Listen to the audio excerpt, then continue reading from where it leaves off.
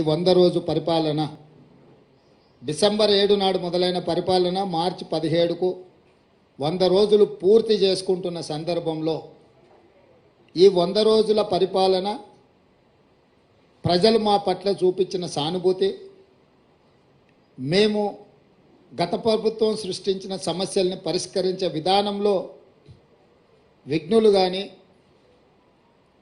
తెలంగాణలో ఉన్న కవులు కళాకారుల నుంచి మొదలు పెడితే ప్రతి ఒక్కరూ మాతో పంచుకుంటున్న విషయాలను దృష్టిలో పెట్టుకొని నాకు సంపూర్ణమైన సంతృప్తి కలిగించింది 100 రోజుల పరిపాలన. కానీ 100 రోజుల పరిపాలనతోని సమస్యలన్నీ పరిష్కారమైనవని మేము భావించడం లేదు.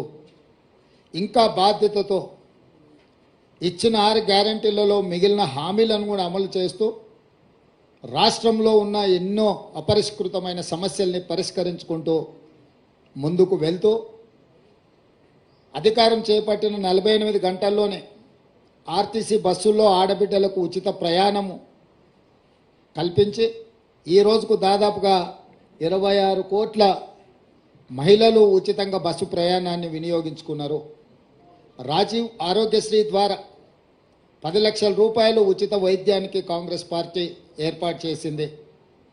ఇదే కాకుండా మహిళలకు ఇచ్చిన మాట ప్రకారం 500 రూపాయలకు సిలిండరు అమలు చేసినాం. ఈ రోజు వరకు దాదాపుగా 8 లక్షల మంది మహిళలు ఇప్పటికే 500 రూపాయలకు సిలిండర్ కొనుగోలు చేయడం జరిగింది. వాళ్లకు నగదు బదిలీ చేయడం జరిగింది. అదేవిధంగా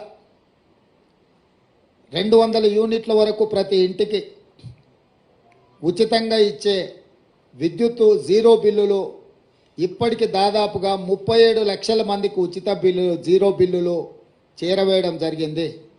మిగతావి కూడా 7 జిల్లాలలో మహబూబ్ నగర్ లోకల్ బాడీ సంస్థలో ఎన్నికలు రావడంతో ఎన్నికల కోడ్తోని ఎన్నికల అధికారులు జీరో బిల్లులు అక్కడ ప్రజలకు ఇవ్వడానికి నిబంధనలు అడ్డు రావడంతో వాళ్ళకి అది అందుబాటులోకి రాలేదు.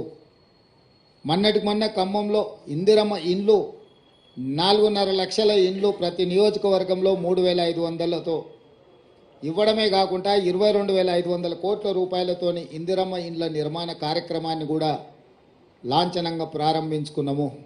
ఇదే కాకుండా 3 నెలల్లో 30,000 ఉద్యోగాలు పారామెడికల్ సిబ్బంది కావచ్చు, పోలీసు సిబ్బంది కావచ్చు, ఎక్సైజ్ సిబ్బంది కావచ్చు, ఫైర్ స్టేషన్కి సంబంధించిన వాళ్ళు కావచ్చు, గురుకుల టీచర్లు కావచ్చు, సింగరేణి ఉద్యోగులు కావచ్చు, రకరకాల శాఖలలో 30,000 ఉద్యోగాలు 3 నెలల్లోనే చేపట్టి ఒక చరిత్రను సృష్టించింది మా ప్రభుత్వము.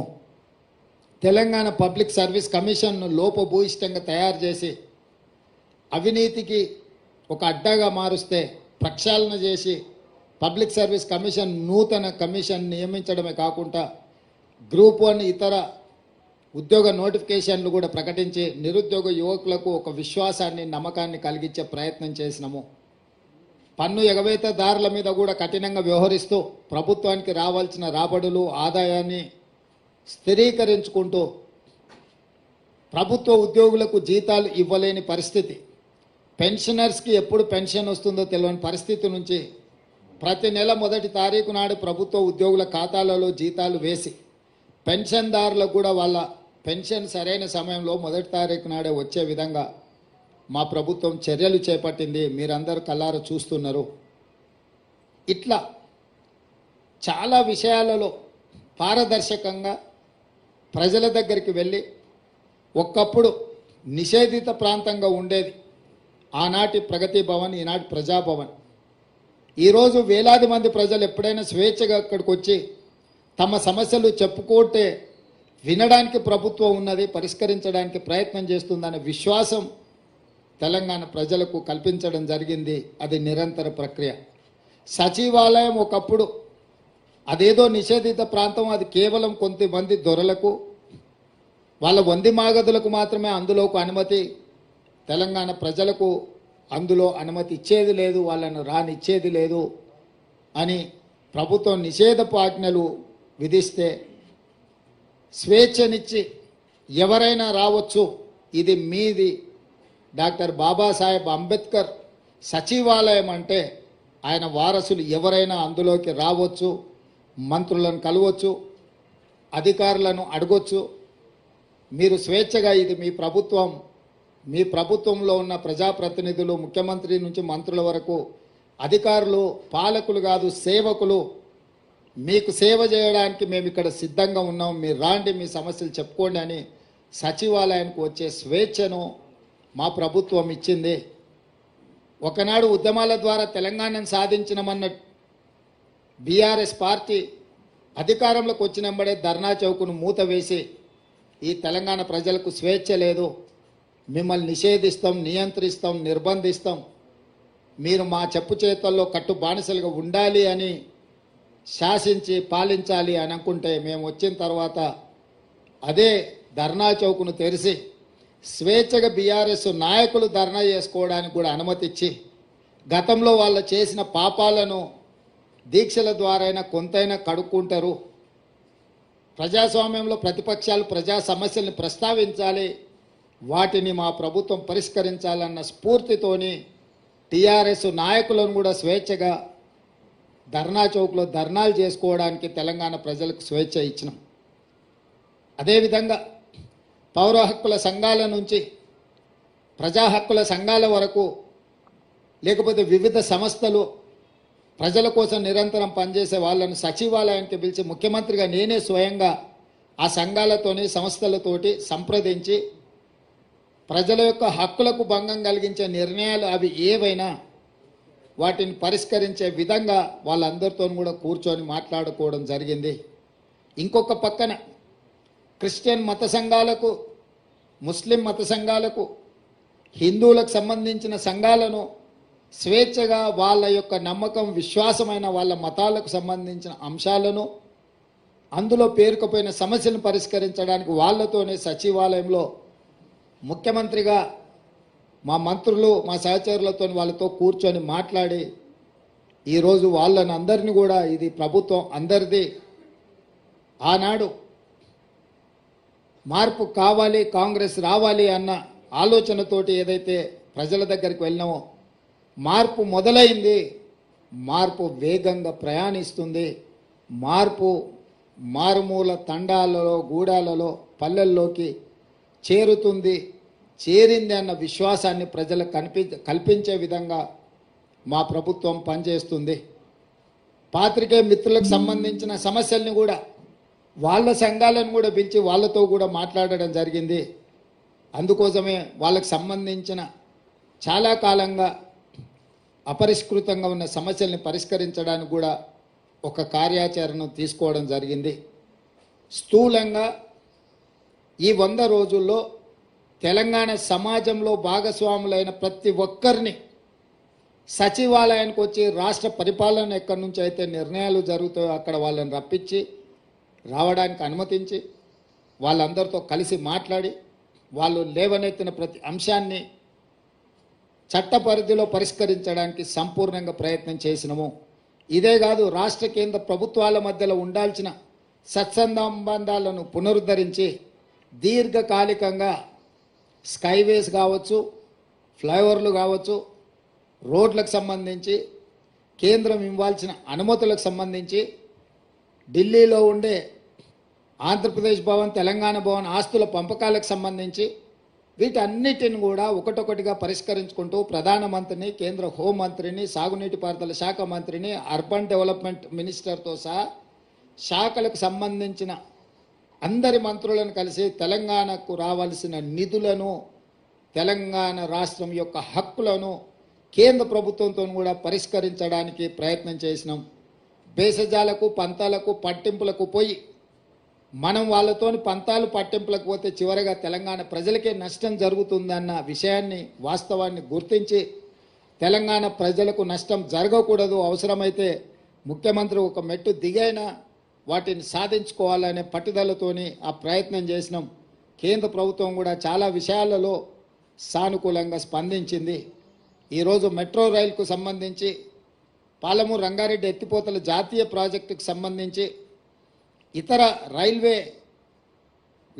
ఏర్పాట్ల గురించి కానీ, జాతీయ రహదారుల విషయంలో కానీ కేంద్ర ప్రభుత్వంతో నిరంతరం సంప్రదింపులు చేపడుతున్నాము.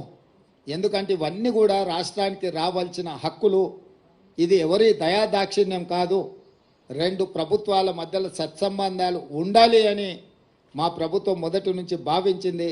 అందుకే రాజ్యాంగబద్ధంగా ఎన్నికైన ప్రభుత్వాలతో సరైన సత్సంబంధాలను నెలకొల్పడానికి కృషి చేస్తున్నాం. పక్క రాష్ట్రాలతో కూడా గిల్లి కజ్జాలు పెట్టుకోవడం లేదు. ఆంధ్రప్రదేశ్ రాష్ట్రంతో ఉన్న కూడా అపరిష్కృతంగా ఉన్న విభజన హామీలను కూడా విభజనలో చిక్కుముళ్ళు పడ్డ వాటిని కూడా పరిష్కరించడానికి సంప్రదింపులను కొనసాగిస్తున్నాం. అందులో భాగంగానే ఢిల్లీలో ఉన్న ఆంధ్రప్రదేశ్ భవన్లో మన 42% వాటాల్ని మనము పరిష్కరించుకున్నాం. ఈరోజే మనకు ఆ కేంద్ర ప్రభుత్వం కూడా నోటిఫై చేసింది, మీ దృష్టికి వచ్చి ఉండొచ్చు. అదేవిధంగా తెలంగాణ అంటే టీఎస్ కాదు, టీఆర్ఎస్కు నకలుగా మారిస్తే దాన్ని టీజీగా మార్చినాము. తెలంగాణ రాష్ట్ర గీతంగా జయ జయ హే తెలంగాణను ఆమోదించుకున్నాము. తెలంగాణ యొక్క తల్లి అని అంటే తెలంగాణ ప్రజలకు స్ఫూర్తి నింపే విధంగా ఉండాలి అని చెప్పి కవులను కళాకారులను సంప్రదించాలన్న నిర్ణయం తీసుకున్నాము. తెలంగాణ రాష్ట్ర అధికారిక చిహ్నాన్ని కూడా పోరాటానికి స్ఫూర్తిగా త్యాగాలకు నిలవుగా ఉండాలి అని చెప్పి దీని మీద కూడా మార్పు కోసం ఒక కమిటీని వేయడం ద్వారా ఈ అన్ని కూడా చర్యలు చేపట్టాలని మా ప్రభుత్వము తీసుకున్నది. అంటే ఒక పక్కన భాషాపరంగా, తెలంగాణ సంస్కృతి పరంగా, తెలంగాణ ప్రజల యొక్క మనోభావాలను గౌరవించుకుంటూ అదేవిధంగా పరిపాలనను కూడా నూతన సాంకేతిక విధానంతో ముందుకు వెళ్ళి హైదరాబాద్లో మెట్రో రైలు, మూసీ రివర్ ఫ్రంట్ను, హైదరాబాదు నగరానికి రావాల్సిన తేవాల్సిన తాగునీటి జలాల విషయంలో కూడా ఒక స్పష్టమైన కార్యాచరణతోని, అదేవిధంగా సాగునీటి ప్రాజెక్టులు ఏ ఒక్కటి కూడా తెలంగాణ వచ్చినాక పూర్తి కాలేదు. ఉమ్మడి రాష్ట్రంలో మొదలైన ప్రాజెక్టులు కావచ్చు, తెలంగాణ రాష్ట్రంలో వచ్చినాక కేసీఆర్ పిలిచిన ప్రాజెక్టులు కావచ్చు, ఒక్కటి కూడా పూర్తి కాలేదు.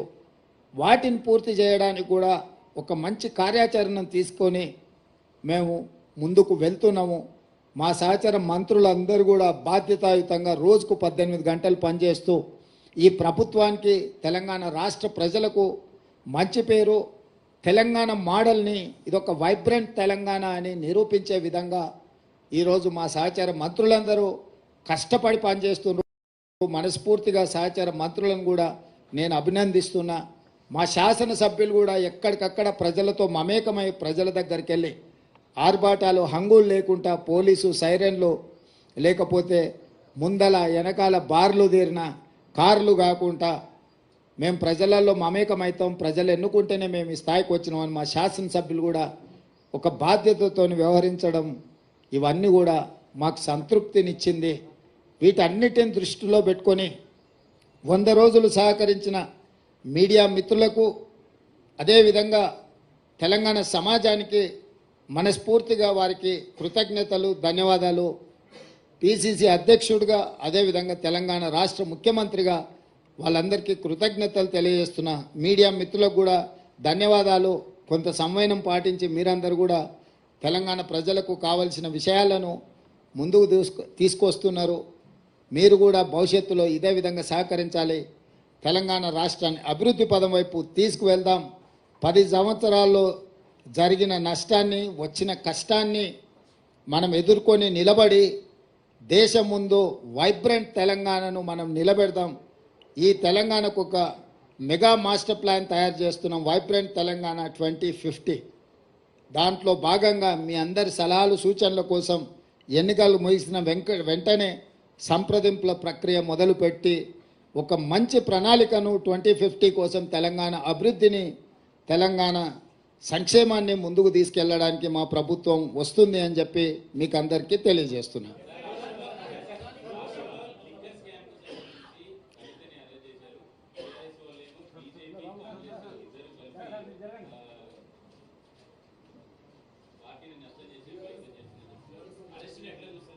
ఇప్పుడు ఇది టీవీలలో సీరియల్ చూస్తే సంవత్సరాల కొద్ది కొనసాగుతూనే ఉంటాయి. వాటికి ఆరంభం ఎప్పుడైందో చెప్పలేము, అంతం ఎప్పుడైతుందో కూడా చెప్పలేము.